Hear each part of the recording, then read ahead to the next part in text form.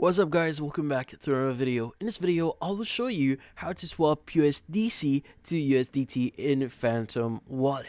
So if you're wondering how to exactly do so, this one is fairly simple. So the first thing that you want to do here is you want to open up your Phantom Wallet.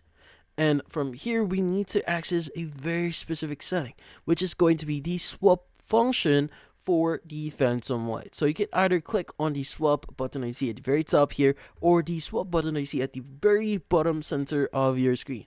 So either click on those icons. Now from here, what we need to do is we need to select the correct values. So since we want to swap USDC, we want to go and select the UPay section here and select USDC. Now from then on, you want to go ahead and select USDT, and you want to go ahead and search for it in here. Now by the way, make sure to select USDT in the you receive section. So in my case, I already selected this, so you go ahead and just search for it just in case. So in my case, you just go and just search for it. Just go let's go and select it. And once we've done that, let's go and indicate the value that you want to maybe swap here. So for example, maybe I want to swap like around 2 USDC here.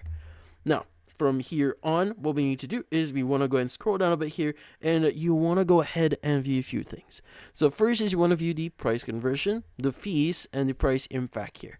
Now also make sure to you have enough fee value or enough USDT here to accommodate the transaction. So currently the fees here, or gas network fee, is around 0.19, so it's around like 0.2 if you round that up. But in this case, once you're sure, just click on swap now.